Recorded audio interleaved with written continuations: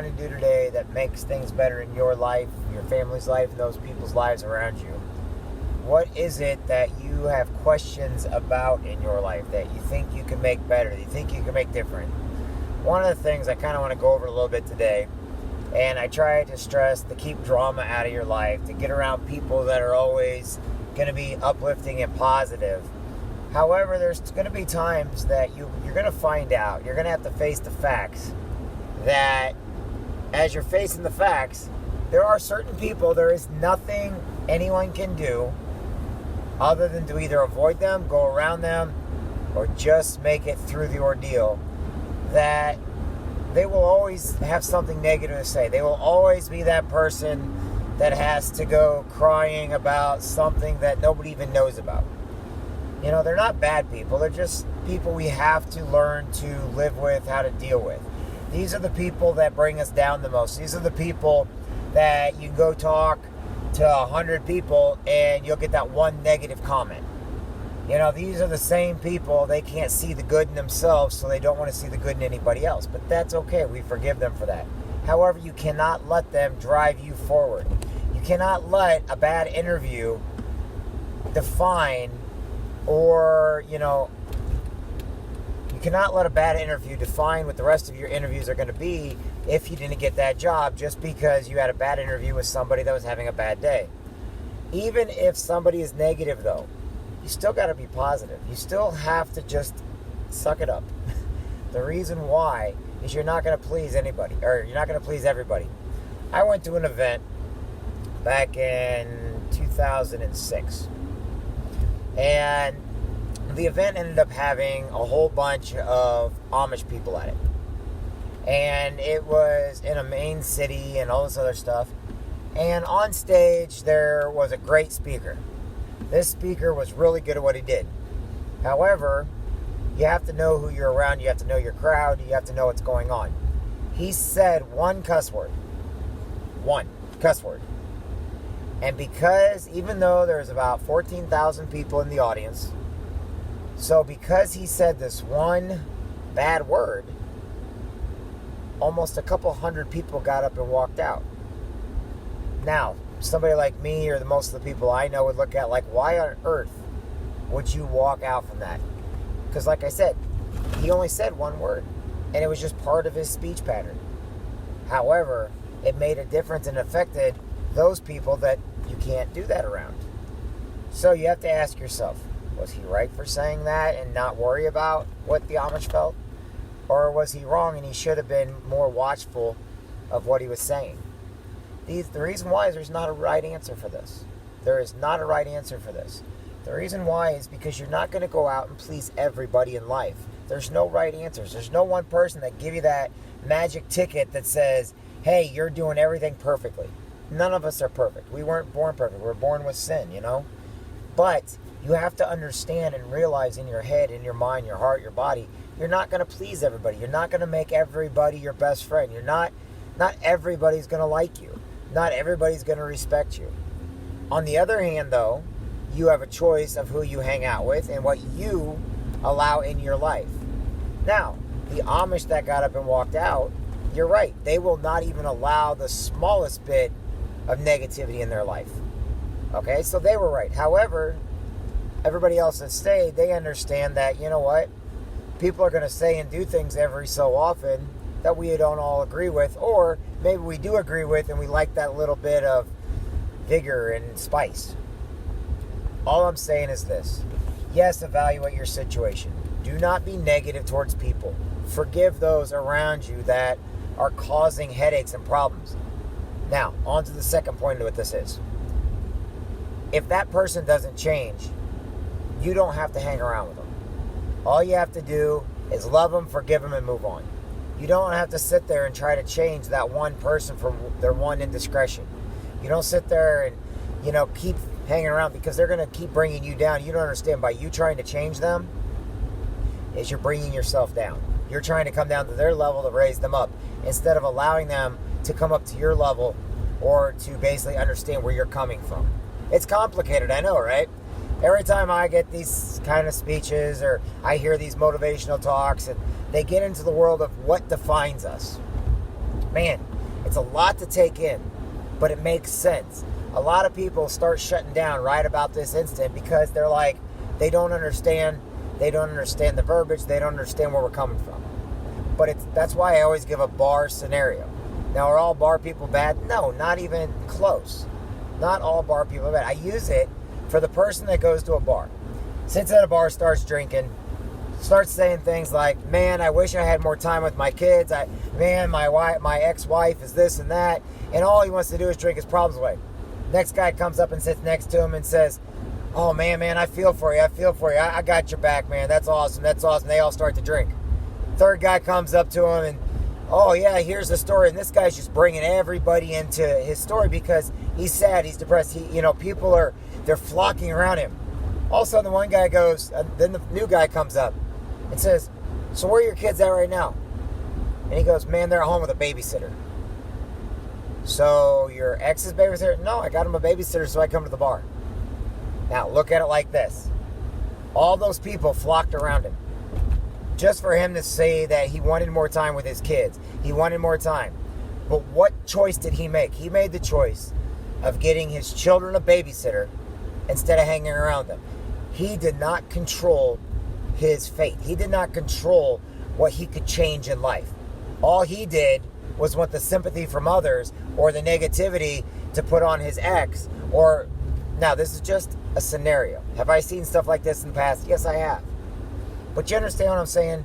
Before you buy in and before you drink the Kool-Aid, God always says you got to learn to forgive, but you also need to learn to understand. You need to listen. I'm not somebody that preaches religion, okay? I believe in God and I believe in Jesus. That's fine. I do preach common sense, okay? Now, everybody around that guy will say it's right. Then the ones that left, they never heard that same story, so they went around, they'll start. That's where drama starts. That's where the negativity comes from. You've got to reach down deep, and that's why I tell everybody, look, spend time with your kids. They're more important than going to a bar drinking. Spend time with your family. Call those loved ones because you don't know what's going to happen from day to day. You don't know who's going to be around from one day to the next. You don't know if someone's going to get a serious illness. You don't know if someone's going to die in a car accident. You don't know if some drug dealer on the streets just gave somebody's kid. You don't know somebody's situation. You don't know if somebody's got Alzheimer's. You don't know if somebody's got leukemia. You don't know if somebody's got Lou Gehrig's disease. You don't know if somebody has a learning disability. You got to be vigilant. You got to be uplifting. You got to basically take the bull by the horns and go with it. And what they don't tell you is when you take that bull by the horns, do you even understand that analogy? No, they're like, oh, okay, I get a bull by... No. If you even get close to a bull, he's going to basically ram you, buck you. He's going to do whatever it takes. You can't even get to the horns right away. If you get his horns, he's going to throw you everywhere. But I tell you what, the horns are the grip. You hold on to that grip and you just go with all you've got. If you believe in something with your entire heart, you never let go. That's getting a bull by the horns. If you believe in your loved ones, if you love your wife and you love your children, you get away from that drama as fast as possible so that you never have to worry, you never have to question if they're going to be there when you get home. If you're one of these people that it's okay to lie to other people and, however somebody lies to you, don't ever be a hypocrite. You need to change your way. You need to change your thinking, okay? If you're a good person and you let people drag you down, you got to get a little tougher because they're going to do that anyway. It all boils back to who you are, what you represent. You need to know that you matter, that you're important. You need to understand that what goes on in life, God gave you a mission, a destiny. He gave you a journey to follow. He never gave you where it's going because he doesn't want you to know where it's going. There was a guy, I forgot exactly what state it was. There was a marathon going on. It was a 4-day marathon. Now, don't hold me to this entire story because it's a true story, but I don't know all the details because I don't learn things that quick. But he was a farmer, an older man, and he had to run, 26 miles or something, or 60 miles in X amount of days. He had 3 days to complete it, 4 days. So when he got out there, he starts running and running and running. He's dead last. Dead last in the first day. Dead last in the second day. Anyway, next thing you know, whoops, all my paperwork fell. On the third day, he's running. He looks around. All of a sudden, he's in first place. On the fourth day, he crosses the finish line. He took first place, and he was older. He was out of shape. He was just running a marathon. I'll get you a name so you can look him up. But you know why he won the race? Because nobody told him that he could sleep each night and get up each morning and start again. All the racers all just assumed that they had to sleep every night. That there was no rules like that in this running marathon, and nobody told this guy the rules. So he just kept running. It didn't matter how fast he was. Didn't matter how strong he was. It didn't matter how much endurance he had. What matters was he just kept going. And because nobody put restrictions on him, nobody put the rules on him, nobody told him he could or could not do something, he was able to finish the race in first place. The year after he got in the race again, he took 7th place. Why? Because now everybody was stopping to sleep. They were just going to keep on running because nobody put rules on them anymore. Now all of a sudden, when a record is broken, other people are going to start hitting those marks. Why? For some reason, people think they can't do something when they're told the limits. People think they can't do something when they're told the records. People think that something's impossible. When I came into the business I'm in, okay, I was told many times over by some of the greatest people around, oh, you can't do that, it's not possible. Oh, no, yeah, we work there, we don't work in those fields. We don't go down and do that. Problem is, I didn't listen to them. And what happened was, I was starting to able to help more and more people every single day. And I was able to help people that needed the help that nobody wanted to reach out to anymore because, oh, it's just too much of a task, or there was somebody blocking and they didn't want to find a way around, or, oh my gosh, But I have a lot of passion for what I do. I don't expect everybody to do what I do. I don't expect everybody to have what I have. I do understand, though, that if we put limitations on ourselves, that's where we're going to stop every time. If you put limitations on your children, that's where they're going to stop all the time. You have to let them know there is no mountain too high that they can't climb. You have to let them know there's no project too big that they cannot do. Maybe that's where our problem is when it comes to cancer. Maybe that's where our problem comes when it comes to, diabetes and muscular sclerosis. Is there are people going into the profession and they're told, oh, we can't do that, we can't do that, we can't do that. Oh, that's been tried, it can't be done. And so we never get to the cure because everybody else has already prevented us from going after finding the cure.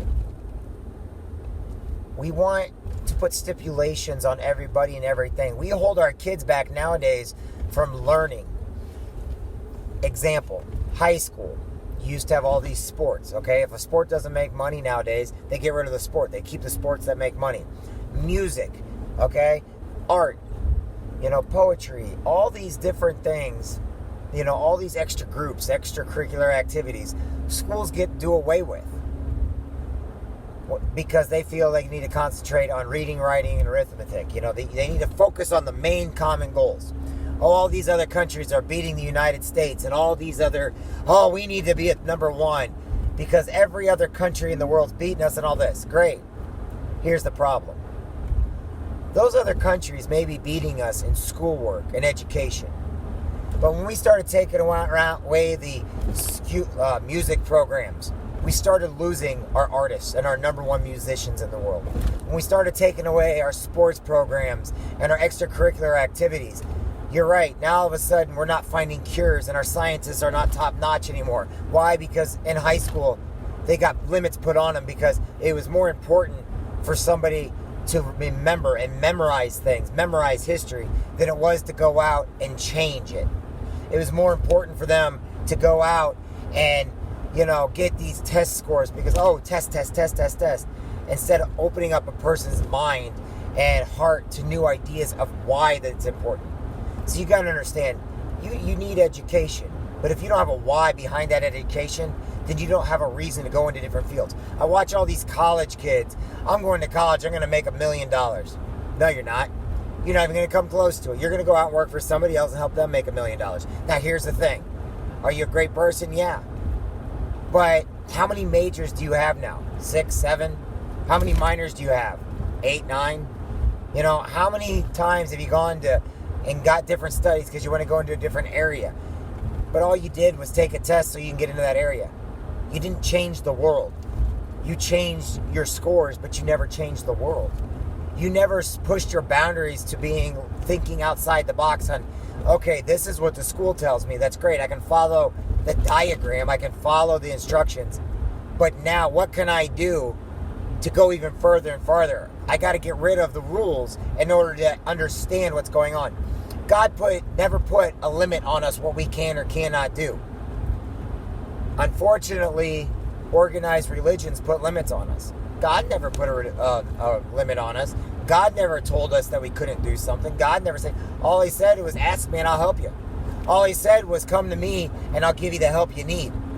For all you religious people out there, it's time to start listening to Jesus and start listening to God. For you non-religious people out there, it's time to start moving forward ahead of yourself so you can make a difference in the lives of yourself and those around you.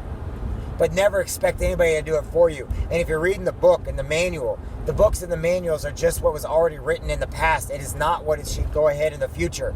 There is a cure out there for cancer. We just have not found it yet.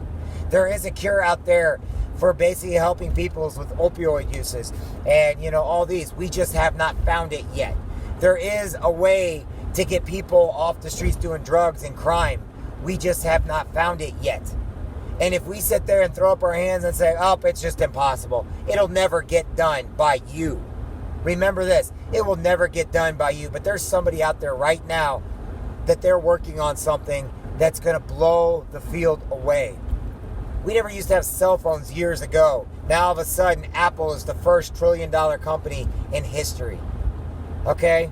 We never used to do things the way we do before. Everybody used to think they had to go to a store every single day, and why would anybody buy anything online? Now Amazon is the number one in every area. Okay? We always thought, oh, well, I can get a taxi. Now we've got an Uber. Why? Because it took somebody to say, you know what? I understand the blueprint, but blueprints can change. I understand the rules, but rules have to change. I understand. I mean, there are more people now in the prison in the United States than anywhere else in the world because we have so many laws, rules, and restrictions. Sure, we have rights, but would those rights matter if they go ahead and throw you in jail because you're not following the rules? Well, rules keep us protected. I get that. But they also hold us back. Our children are important. If you spend time with your kids and you let them know that they can go climb mountains, they're going to go climb mountains. If you spend the time with your family members and maybe one of them's trying to write a book, instead of saying, oh, well, that book's and you encourage them to be like, you know what, this book is great. Keep going. I mean, I don't know nothing about it. Now all of a sudden they're going to write a book. They're going to have a book published. Why? Because nobody held them back. No one told them they couldn't do it. No one told them all the, obstacles in the way. There are obstacles. Don't tell people the obstacles. Don't tell people just let them go do it. Because just because you or I can't do it doesn't mean our children cannot. That's what motivation's all about. That's why today I'm letting people know you're never too old or too young, too frail to get something or accomplish something in your life. But if you listen to everybody out there, one of the things, and this is not me giving business on what I'm saying and trying to say, okay? But I talk to a lot of truckers, and I talk to a lot of farmers, and I talk to a lot of people, and I put emphasis behind everything I do. But they get in trouble because they listen to their friends. Because all their friends know everything. Because their friends are the end-all be-all. They go to Google, they look up everything because Google knows everything. Now they're in trouble. Why? Because Google never passed a bar exam. Their friends and family never went and got the education and knowledge, or even research or study, or kept going in the field of law or medical. I'm sorry, but if you want me to come and give you open heart surgery, it's never going to happen. Why? Because that's not my field of expertise. I don't have a passion for it. I'm sorry. If I had a passion for it and I went to school for it and I broke boundaries with it, yes. So what I'm saying is this. You know, go to people that know what they're doing, not the people that put the rules on those people. You can go to that person, that open heart surgeon, and you can go and get every single instruction you want from all of his college professors. But here's the thing. Those college professors taught him how the medical worked. But nobody told him why he couldn't perform open heart surgery. Now he's performing open heart surgery. But his structure, his teachers never looked at it that far. If you want to drive a semi-truck on the road, okay, and you have a passion for it, and you love driving a semi-truck on the road, all right, and then somebody comes along and says, oh, there's so many rules and regulations, better not drive that semi, and you don't drive a semi, well, you're never going to know how far you could have gone. However, if you go in there and be like, you know, I know there's rules and regulations, but this is a passion I have, and you go on there and you get your CDL license, and you get out there on the open road, and you get to meet great people, and you get to travel across the country, and you get to go to places nobody else goes. You didn't listen to those people that told you that it's a negative world. Instead, you listened to yourself to get it done. You knew there was going to be trials. You knew there was going to be complications, but you did it. You got it done. Never go off of the rules all the time. Never get motivated and then stop. Never keep pushing forward and then be like, oh, there's an obstacle. In network marketing, every single business out there has a 98% failure rate in network marketing. That means somebody comes into network marketing to sell vitamins or potions or pills or snake oils or vitamins or something like that, and they love it, and they do believe in it. But they drop out because they never made a dime in the business. Why? Because nobody told them. They thought that everybody was at the top already. They thought, oh, it's a pyramid or anything else like that. So they drop out. But why do people keep going into businesses like that? Because they see something that they can do. They see something that they can become better at. Now, in sports, why do records get broken every day? Why does the swimming? What are the records in sports that never get broken? Why? Because no one's ever broken them. No one's ever thought. Somebody put restrictions on people that how high you can jump. You know, how far you can run. How fast you can run. Every single day, if you sit there and be like, well, the record's this, and oh man, I'm never going to be able to beat that record. And you start telling yourself, I can't do that, or oh, I just wish I could. But instead, in the back of your mind, you're sitting there saying, I can't go any farther than what that person did, then that's all the farther you're ever going to go. Jack Canfield, the guy that wrote Chicken Soup for the Soul, okay? He makes a good point. If in your mind, if in the open body, you sit there and you look around in all directions and you turn your head as far as you can go and as far as you can see, and then you shut your eyes, that's great. Now, turn your head with your eyes shut and you can actually see farther. Why? Because we put a stereotype, we put a restriction on what we're able to do. You got to learn to get rid of those restrictions. You got to learn to do more for more people. You got to be better at what you do. To be better sometimes is not always what people want you to do, but it's the right thing to do. You know, it may not be easy, and the right stuff's not easy. Learning new things is not easy. If it was, everybody would do it. And that's what we're told every single day of our life. But the stuff that's easy, you don't want to do. Because it's easy. Everybody else is doing it. There's no money to be made. There's no awards. There's no pride in doing what everybody else is doing. You can go to a factory every day. My dad was a factory worker, blue-collar guy. Greatest guy in the entire world, most loved. But you know, he went to work and did the same thing day after day after day after day. And because of his generation learning, you know, they were all very dedicated to going to work every day, putting food on the table. Now people go into that profession and they quit because, oh, it's the same old thing every day. They don't have any drive or passion to learn more, so they keep getting the same thing never teaching themselves there's more out there. Okay, this was a confusing one today, everybody, and I apologize. I was just trying to let you know you got to live outside your boundaries. You got to do more for those people around you. You got to teach your kids to push harder, higher, and take the rules off of them at the top, okay?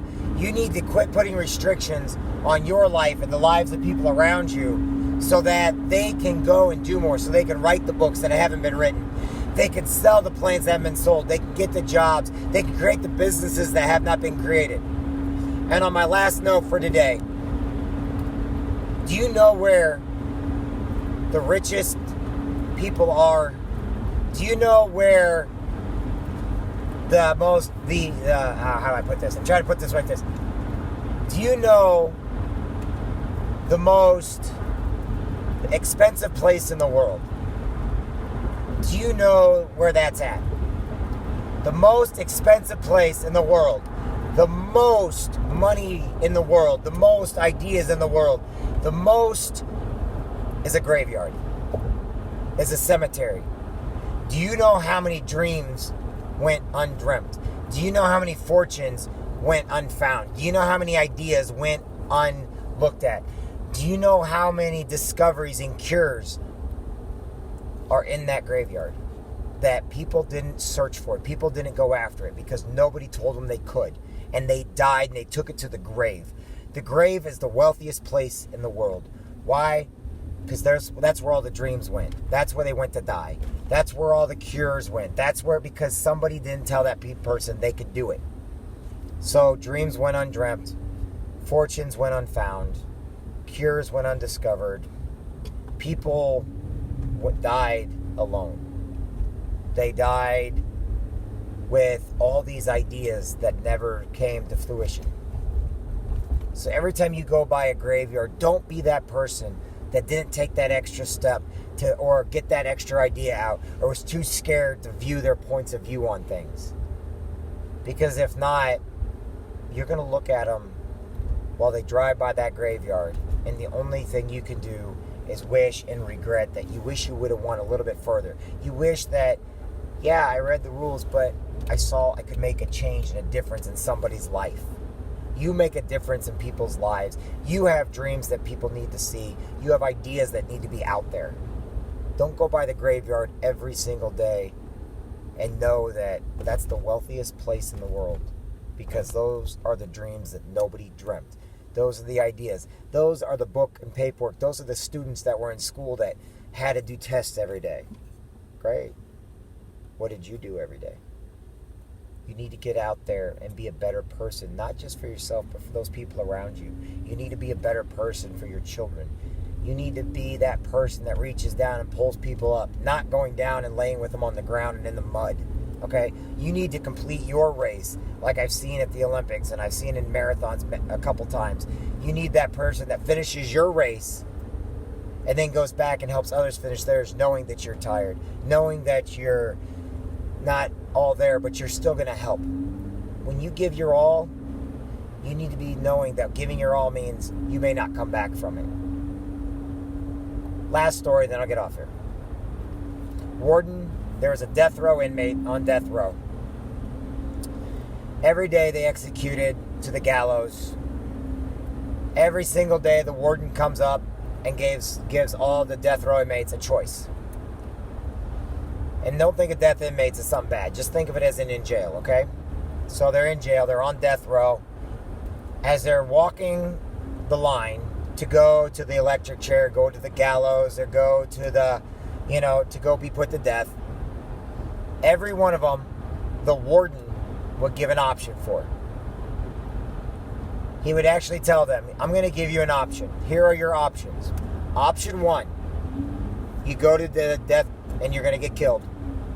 Option 2, I can send you through this door here to the scariest, the most trying time, the most hideous thing you can ever accomplish, that you can ever do. You can go through this door and take the consequences on the other side. It is the worst thing you could ever imagine. And they say, well, he's like, I can't tell you that. He goes, it's that bad. I cannot tell you what's on the other side of that door. It is heinous. It's hideous. So you can either go to your death or go through this door. He goes, I tell you what, I walk you guys the line every day. He goes, I wouldn't go through that door if my life depended on it. Every single inmate, every single person go to death row chose death over the door. One day, one of the deputies came in, said, hey, warden, you always tell these guys year after year, time after time, that they can go through that door. He goes, I'm not in jail or anything. Could you tell me what's on the other side of that door? He goes, I just don't know what scares them so much that they choose death over that door. Warden looks at him and says, yeah, I can tell you what's on the other side of that door. He goes, every one of these criminals in here I give a choice to. They can either die or they can take the craziest, the most hideous on the other side of the door, but I can't tell them what it is. And Debbie's like, okay, tell me what's on the other side of the door. You want to know what's on the other side of the door? Go open it up. He's like, no, if it's that. He's like, open up the door. He opens up the door, looks out, there's no gates, no guards, no nothing. He comes back and he goes, so what's on the other, what? He goes, freedom. I offered them freedom. Freedom is not free. It is scary. It is the hardest thing you will ever do in your life, and people would rather die than move forward in their life. They'd rather die than face the unknown. My point is this. Are you one of these people that'd rather go to the gallows and die than face freedom, not knowing what each day is going to bring you, knowing that it's up to you to do it? Freedom, people will choose death over freedom every day. Are you choosing the gallows for not working on your ideas, working on your dreams, getting that job you want to go after, helping lift somebody up, giving somebody the courage, enthusiasm? People need you. So ask yourself, when the warden leads you to the death chamber, do you go through the door of freedom that everybody's so scared of, they don't even know what's on the other side of the door, so they'd rather not take it? Or do you get put to death? Remember this, each time you go by that cemetery, those ideas will never be discovered, dreams never be dreamt, fortunes never be made. It'll never happen for them. And that is what you have to know, that you've got to get away from that attitude of life that you are somebody, just a regular everyday person. You're not. You're important if somebody needs you. You're important and you need to put emphasis on it. If somebody comes up to you and you talk to 60 people and to them like, oh my gosh, how important is this? Don't let them interfere with your destiny. Don't let them interfere because you get the word out of something that is mandatory, something that's crazy going on over the United States, all over the world. Do not let people focus on you. Do not let people tell you can't join the Marine Corps. Do not let people tell you cannot join the Army. Do not let people tell you you cannot get that job that you want. Don't let other people run your life for you. If you let them run your life for you, that's exactly what your kids are going to see. They're going to see you as a pawn in somebody else's game. And then when you go to talk to them, they're going to say, hey, daddy, hey, mommy, then why are you a slave to where you're at? Why do you do what everybody else tells you to do when you have dreams? When your child looks up at you, they think of you as a hero. Be that hero. Do the right thing for the right reasons, but don't let somebody put rules on you. Go out there, get that job. Go out there, pass that cemetery, and tell every single person that's ever died in that cemetery, I will dream the dreams you dreamt. I will live the life that you were meant to live, and I will find the fortune, whether it's money or possession, or whether it's children, or whether it's to basically find a cure. I will find that, because unlike you, I'm going to go for it. Unlike you, I'm not going to worry about going to bed every night because I can't sleep knowing I didn't accomplish what I need to accomplish, getting out the information I need to get out, doing what I need to do. Jesus died on the cross for us, doing what he loved to do, and that is helping each and every one of us. His last words on the cross were, God, Father, why have you forsaken me? He's in pain, but he still did it. And it's not a religious thing. I say that because I know some of you are not religious. Some of you don't read the Bible. I know some of you have a different output and outtake on life. Do not go and have a life unfulfilled. Be there for people. If you're thinking about committing suicide right now, or oh, you're depressed, get your butt out of bed. Somebody needs you today. Somebody needed you yesterday just because you don't know who it is. You're important. I don't care what your age is. Oh, I'm too old to do that. No, you're not. You're not too old to be a friend. You're not too old to be somebody great. You're not too old to ever find greatness. Look up the guy. I'll give you the name later. I'll put it on my Facebook page. The guy that won the marathon. I believe he was in his between 60 or 80. I got to look it up again. Just a farmer. Ran in his farm shoes and his jeans. He didn't know the rules. Yet he beat everybody. Yet he came in first place because nobody put limitations on him. Anyway, I've taken up too much of y'all time. Y'all are each and every one of you is important. Each and every one of you has a destiny and a mission and a drive. Each and every one of you is important. My name is Jeffrey Jansen. I know and I believe in each and every one of you. If I've ever done anything wrong to you in my life, I apologize and I mean it. If you've ever done anything wrong, to me, I forgive you, but I also ask your forgiveness for that. I give each and every one of you my blessing, and then I'll get off here. Dear God in heaven, please watch over every single person that they can do more, go faster, accomplish that what they want to accomplish. I cast upon them my blessing. Can you please give them your blessing? Amen. All right, everybody. Go out there and have a great day. Get energized. Get motivated. Don't let people hold you back or hold you down. I'm guilty of that a lot too sometimes, but it's not who we are. Anyway, have a good one, everybody, and I'll talk to everybody soon. Bye now.